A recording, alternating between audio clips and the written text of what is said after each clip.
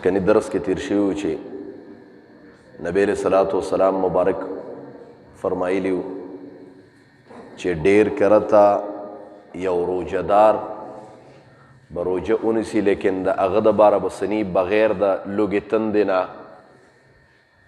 او ډیر کرته به یو انسان ټوله شپه ودرېږي لیکن صرف د ستړي کېدو نه ما سوا به بل څه نه میلاویږي.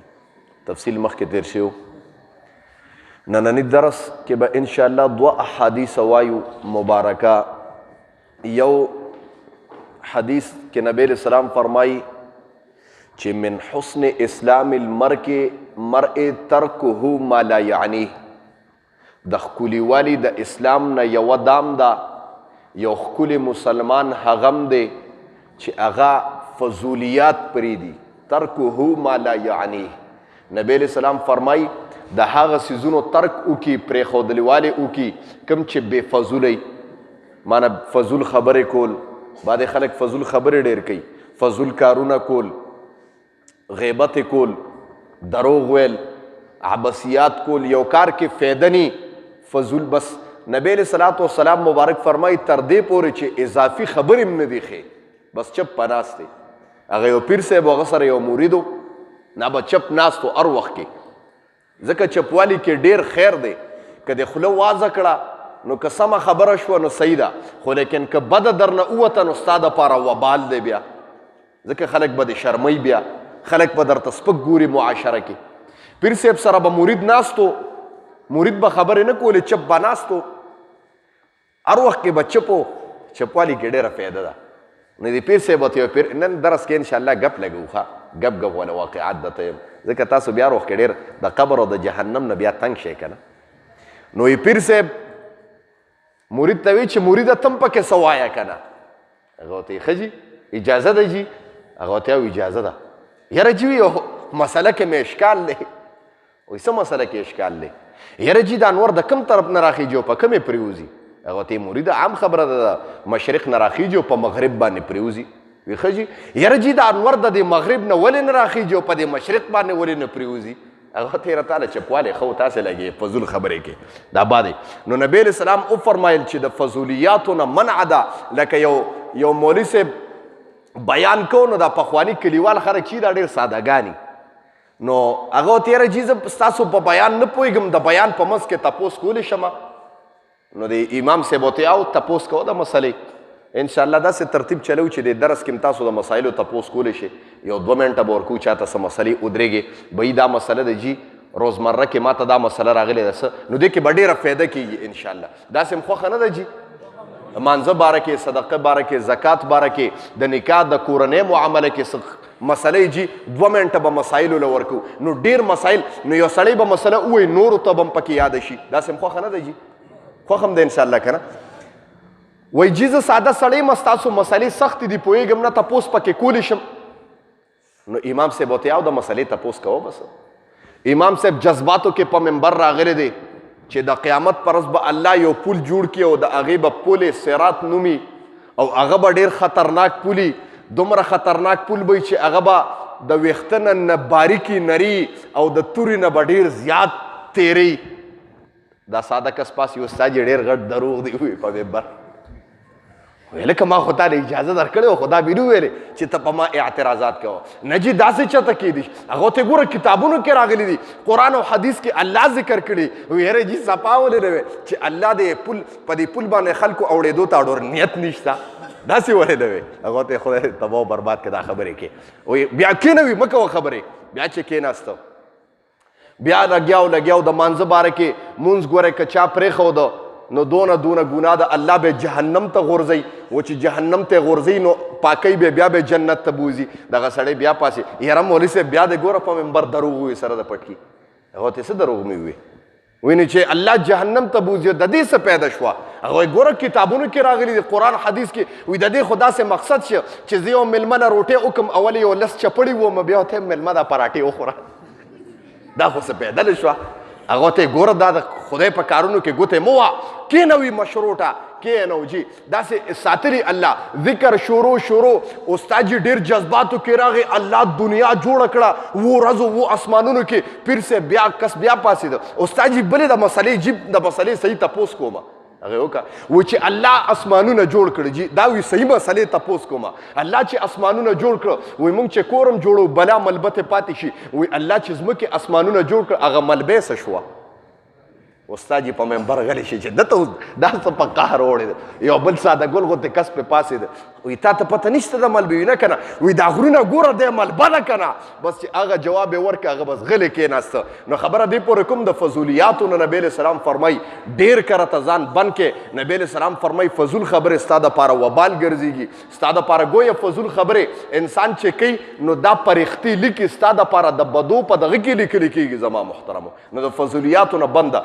نبی علیه السلام وفرمایل من حسن اسلام المرء صحیح مسلمان هغه د ترکه ما لا یعنی چې دې فضولیات تر دې چې هغه کارونه چې د هغې فایده ني هغه ټول پرېږدي دا ښه دغه دی بل نبی علیه السلام وفرمایل الا کلکم راعن دې خبرې ته توجه کوئ ډېره الا کلکم راعن هر یو په تاسو کې مشر تاسو کې دا شپونکی دی وکلکم مسئول عن رعیته او د هر مشر نه به الله د قیامت پر تپوس کوي د کور کې د پلار نه به د زوی په باره کې تپوس کېږي د مشر رور نه به د کشر په باره کې تپوس کېږي د میندو نه به د لوڼو په باره کې تپوس کېږي د آقا نه به د غلامانو په باره کې تپوس کېږي د نیک نه به د خادمانو په باره کې تپوس کېږي د ما محترمو شپونکی پیژنه چې څه ته وایي څوک پیژنه سبحان ګډې بیزې چې سرې وایي مدینه منوره کې که مکه مکرمه کې یو سړی و ګډې بیزې سرولې دې خبرې ته توجه کوئ چې ګډې بیزې سرولې ازمرې ودرېده ورته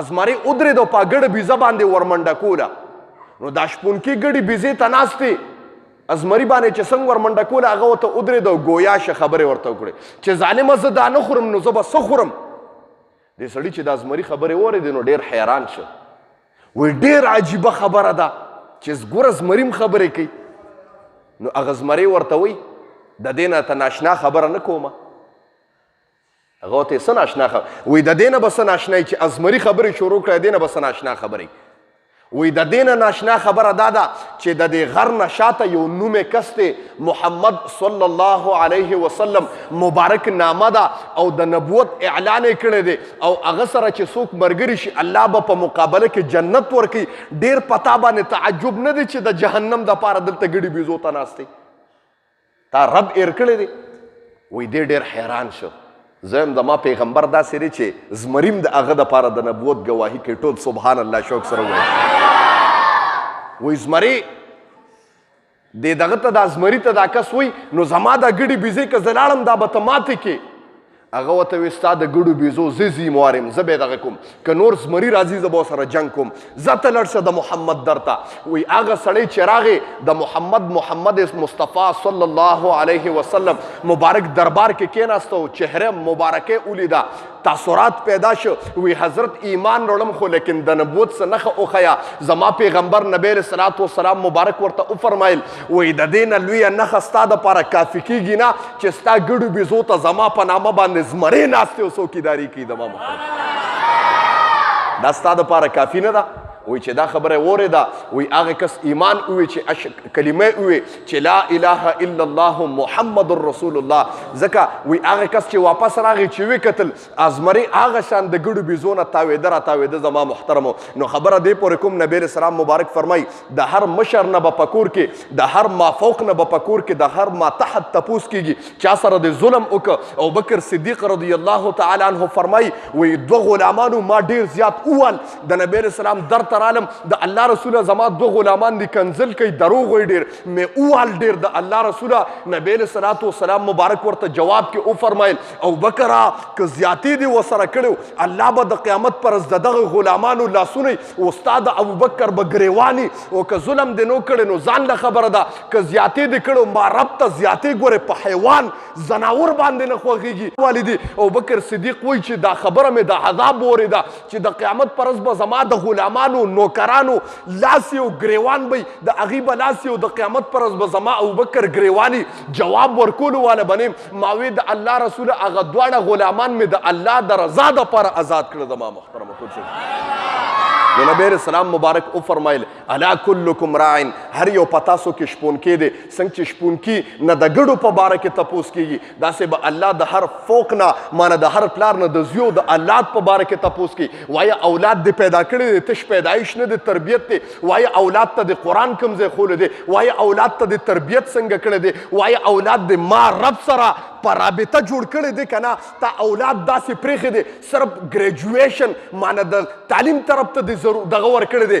وایي تا به تپوس کړی دی د اولاد نه چې د رب سره د رابطه شته که نه؟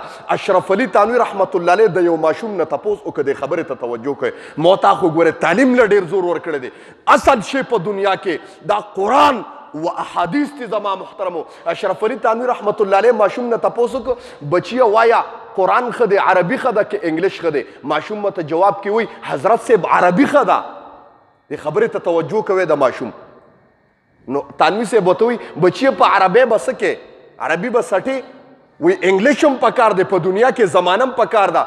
دا سړی ورته جواب کې څه وایي تا ته پته نشته حضرت صاحب چې زما پیغمبر فرمایلی دي چې احب العرب لثلاث، وی د عربو سره د درې وجو نه محبت کوه. لانی عربي، ځکه چې زه محمد عربي یم. والقرآن عربي، دا قرآن هم په عربۍ کې دی. ولسان اهل الجنة فی الجنة عربي، او د جنتیانو ژبه به هم په عربۍ کې. تر دې چې قبر ته کښېنې تا نه به په عربۍ کې تپوس کېږي. وایه ګویه په عربۍ کې زما رب خوشحاله دی، او چې زما رب چا نه خوشحاله شي هغه ته د دنیا څه ضرورت دی؟ زما محترم ټول څوک سره سبحان الله.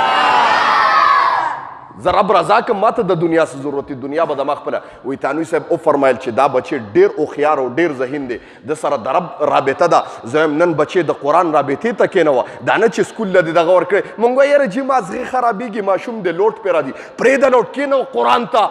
لوډ بیا وګوره، د هغې برکت د قرآن وګوره. دې که هر څومره دغه کوي د ده مازغه به الله کمپیوټر کي، دې کې به بیا په ټنونو هارډ ډیسک راځي، مانه په ټنونو قرآنونه. دا زما د قرآن و د رب معجزه ده چې ماشوم د 3 کالو ماشومانو ته هم قرآن یادېږي. ګورئ دا خبرې ته توجه کوئ. موږ وایي مازغې خرابېږي د قرآن سره. دا یو خبره کوم بس درس بندوم. دا د قرآن و د کتاب و د دین اسلام معجزه ده. پخوا زمانه کې یو باچا و هغه له چا توتي راوستو. دې خبرې ته توجه کوئ چې توتي ونه راوسته، توتي قرآن یاد کړی و جي. وی باچا ته وی حضرت دا توتی مې راوستی، ده ته قرآن یاد دی. باچا هم حافظ قرآن و ډېر الله ولو چې د توتي نه به په قرآن کې کوم ځای تپوس کو، توتي به ورته لګیا و قرآن تلاوت به ورته کو. دا زما د قرآن معجزه ده. وی چې ډېر باچا وی بی دا توتی به په ما خرڅی. هغه ورته نه جي توتی خو نشم خرڅولی، ده سره مې ډېره خواري کړې ده، ده ته مې جي قرآن یاد کړی دی. باچا غوسه شو، وی یا به توتیک دی او یا د نصر وام دلته. باچاهانو سره څه کېږي؟ بس هغه ته حضرت توتی بس کې د سر خو نشم کېښودی. دراهم ته بلا شي واغسته، وزیر ته اعلان وکړو وزیرا. هغه ته حضرت چاړه راوړه. حضرت په چاړه څه کې راوړه پکار مې ده. وایي چې چاړه یې راوړه توتي حلال کړه. وایي وزیرانو ورته وایي ظالمه باچا دا دې څه چلو کو؟ حافظ صاحب دې حلال کو. دا خو حافظ صاحب توتی نو. هغه ته کېنه د حافظ صاحب زابلو. حافظ صاحب دی دا که دې سړي سره ډېر زیات د قرآن دغه د به خپلو بچو باندې قرآن یاد کړو. سار نه به انګریزان مونږ له چیلنجونه راکوي، مړه ستاسو څنګه کتاب دی دا خو توتیانو ته یاد دی. ورنه دې ته پته نشته چې دا د قرآن معجزه ده چې بچي ته څه کې حیواناتو ته هم الله یادوي. ټول څوک سره سبحان الله. دا ونه ګڼې چې په بچي مې لوډ رانه شي قرآن. کېنوه قرآن ته، د هغې برکات، د هغې نورانیات، د هغې وایي تانوي صاحب وایي چې د چا په کور کې یو ماشوم قرآن سپارې له رواني، ټوله ورځ الله د هغه په کور باندې د رحمتونو بارانونه کوي. زما محترمو ټول څوک سره نو موږ له خوښه نه ده چې بچي اولیږو ټوله دم په کور باندې رحمتونه راورېږي. غوږ کې د حدیث من حسن اسلام المرء، ډېر ښکلي والي د اسلام نه د سړي دپاره ترکهو پرېښودل ما د هغه شی لا یعنی چې فضولي. الا کلکم، خبردار هر یو په تاسو کې راعن شپونکی دی.